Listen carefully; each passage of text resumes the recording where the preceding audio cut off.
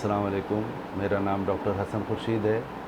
मैं chest physician और physician के तौर पे कराची में प्रैक्टिस करता हूँ। तो जिसका कोरोना टेस्ट पॉजिटिव आया, उसके घरों पे पुलिस की मोबाइलें आई, रेंजर्स की गाड़ियाँ आई, इलाके में लोगों को मालूम हुआ और फिर वो एक्सपो सेंटर में ले आके उनको रखा गया, आइसोलेशन सेंटर में ज़बरदस्ती रखा गया। तो एक शुरू का जो इम्पैक्ट था वो बड़ा ख़राब पड़ गया और लोग उससे खौफज़दा हो गए। माशरती तौर पे भी, माहौल में भी, कि मोहल्ले वाले ये क्या कहेंगे कि देखो पता नहीं क्या बात है। एक आम सी वबा है, फ्लू है। फ्लू की वेरिएंट का नाम हमने इसको कोविड-19 फ्लू एक तरह से इसको हम कहें तो ठीक है। इसके सिम्टम्स पहली दफ़ा इतने सीवियर अंदाज में आए हैं, कोई बात नहीं, उसको हम हैंडल करते। तो वो एक खौफ जो लोगों में था शुरू से, वो अब तक आ गया और अब उसका इम्पैक्ट ये पड़ा है कि लोग जो हैं वो खून टेस्ट नहीं करवाते, पीसीआर नहीं करवाते, अपनी टेस्टिंग नहीं करवाते और चाहते हैं कि बस इलाज होता रहे। वो एक आदमी बीमार होता है, वो सारे टेस्ट करवा लेता है, टाइफाइड के, मलेरिया के, आईसीटी मलेरिया करवा लेगा, डेंगू करवा लेगा, एलएफटी करवा लेगा, लेकिन नहीं कराएगा तो कोरोना मान के नहीं देता कि मुझे कोरोना है। बहरहाल, तो ये तो हुकूमती लेवल पे एक फ़ॉल्ट हुआ और अवामी तौर पे ये हुआ कि ये ऐसा वायरस, इतना कमज़ोर वायरस, इसको ताकतवर आवाम ने बनाया। इतना कमज़ोर वायरस जो साबुन धोने से, हाथ धोने से जो मर जाए, मास्क पहनने से वो आदमी को हिट नहीं कर पाता है। और वो उस वायरस को जो हम हाथ धो के, सफाई निस्फ़ ईमान हमारे यहाँ अक़ीदे में है और हम खुद सफाई नहीं कर पाते। अगर हम अपना हाथ धोते रहें, सैनिटाइज़ करते रहें, मास्क पहन के रहें, एक फासले पर रहें, तो ये वायरस फैल ही नहीं सकता।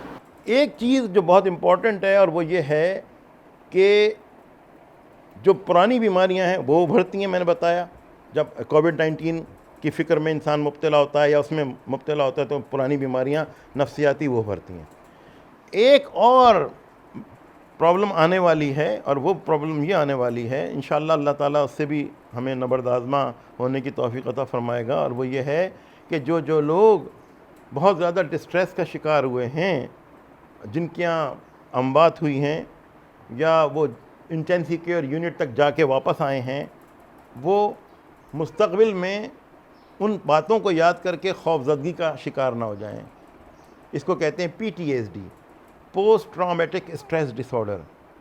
तो पोस्ट ट्रॉमेटिक, ट्रॉमा, जो भी ट्रॉमा हुआ, और पोस्ट माने बाद में, तो ट्रॉमा के बाद जो है इंसान के जहन में वही तमाम नेगेटिव थाट्स आना शुरू हो जाएं और वही recollection of past horrible memories आएँ और उसमें वो घबराहट का शिकार हो जाएं। तो उसका तरीक़ा ये है कि जिस तरह खाना हमारा प्रेशर कुकर में बनता है, अब तो पता नहीं किस में बनता है, लेकिन पहले एक ज़माने में हम जब नौजवान थे तो प्रेशर कुकर में बनता था खाना, और उसको जो है उसको फिर एक उसमें सीटी होती थी, सीटी से उसकी गैस निकल रही होती थी। मैंने पूछा ये सीटी क्यों है? कहा इसलिए कि इसके अंदर जो गैस है वो निकल जाए।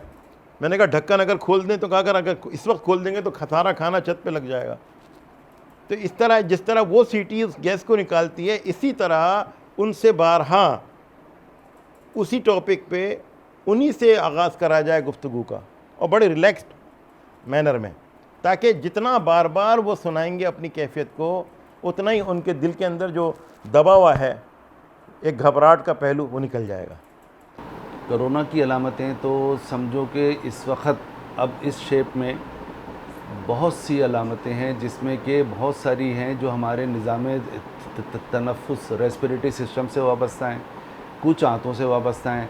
अगर ये वायरस हमारी सांस की नाली के ज़रिए फेफड़े में पहुंच जाता है तो ये बुखार, फ्लू, इन्फ्लुएंज़ा, छींकें, खांसी इस हद तक मुतासिर करता है। शुरू में खांसी जो होती है और फीवर जो होता है वो हाई ग्रेड होता है, सर्दी के साथ होता है, बहुत वीकनेस होती है और खुश्क खांसी होती है। इसमें बलगम नहीं आता, इसकी पहचान ये होती है। स्नीज़ी नहीं होती, छींकें आती हैं लेकिन नाक से पानी वगैरह नहीं निकलता। इसको हम कहें तो खुश्क अंदाज़ का ज़ुकाम होगा, खुश्क अंदाज़ की खांसी होगी और हाई ग्रेड फ़ीवर होगा। अब लोग इसको आम फ्लू ले लेते हैं। ठीक है, लें आम फ्लू, एहतियात करें, लेकिन एहतियात करना शुरू करते हैं। मैं अपने मरीज़ों को भी यही कहता हूँ कि भाई तुम्हें ये शुरू हो गया ना, फ़र्ज़ करो ये कोरोना है तो अभी से एहतियात कर लो, ताकि तुम्हारे ही घर के लोग मुतासिर ना हो, ये मर्ज़ ना फैले। फिर ये होता है कि ये मर्ज़ इस तरह से आगे बढ़ता है, लोग एहतियात कर लेते हैं तो ठीक है, वो सेफ़ हो जाते हैं। जो नहीं कर पाते वो मुतासिर होते हैं, आगे जाते लॉकडाउन का मतलब ये नहीं है कि बिल्कुल ही उसको लॉकडाउन कर दें, उसको एयर या एटमॉस्फेयर दिया जाए, उसके पंखे चलते रहें, उसकी खिड़कियां खुली रहें, उसको धूप मिलती रहे। ठीक है कि उसका 2 मीटर का डिस्टेंस लोगों से रहे, लेकिन इसका मतलब ये नहीं है कि उसको बिल्कुल ही लॉक कर दो। नहीं, अगर हमने लॉक कर दिया तो उसको तो विटामिन डी की भी कमी हो जाएगी, उसको जो दीगर कुदरती अवामिल जो उसके लिए हेल्पफुल हैं, उसकी इम्यूनिटी बढ़ाने के लिए, वो मुतासिर हो जाएंगे। तो ऐसा नहीं होना चाहिए।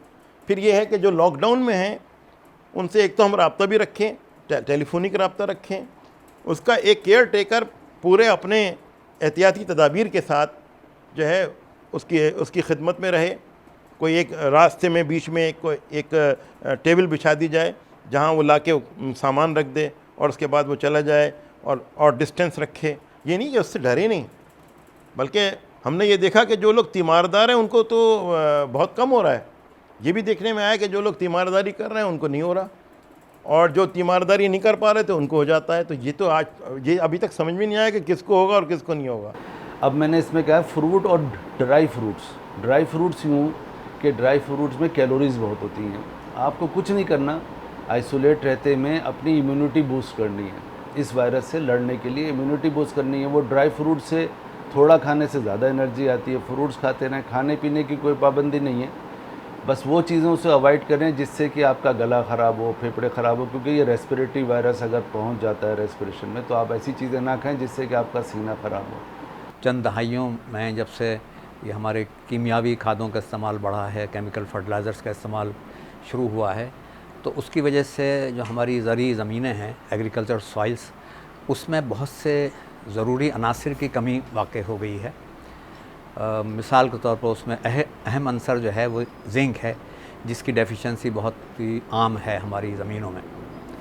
ज़मीनों में जब इन अनासिर की कमी वाक़ई होती है तो उसके नतीजे में अजनास में और उस ग़िज़ा में जो ज़मीन से उगती है और जिसको हम खाते हैं उसमें बहुत से अनासिर की कमी वाक़ई हुई है, और उसकी वजह से जो इम्यून सिस्टम है, कुदरती निज़ाम है मदाफ़त का, उसमें उमूमन कमी वाक़ई हुई है।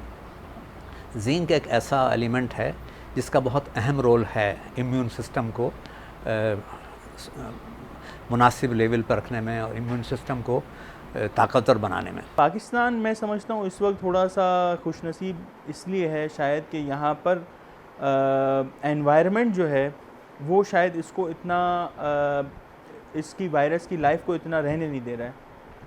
लेकिन जैसे ही हमारे यहाँ पर सर्दियाँ शुरू होंगी तो आपको पता है कि सर्दियों में फ्लू, कफ, बुखार हर दूसरे शख्स को हो रहा होता है।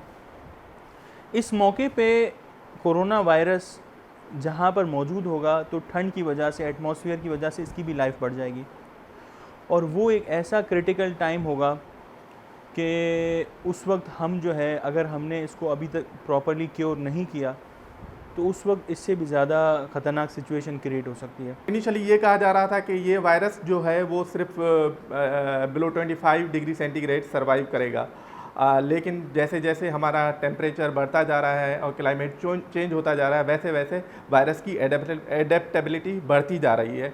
अब ये देखा जा रहा है कि ये वायरस टेम्परेट और कोल्ड दोनों ही इलाकों में बुरी तरह फैल रहा है और आसानी से सर्वाइव भी कर सकता है। बस ये हुआ है कि उसकी जो सरफेस लाइफ है उस पर फ़र्क पड़ा है कि वो कोल्ड सीज़न में जहाँ 10 घंटे सर्वाइव करता था, अब क्योंकि टेम्परेचर बढ़ गया है तो उसकी जो शेल्फ़ लाइफ है वो 2 घंटे होगी या उससे कम होगी।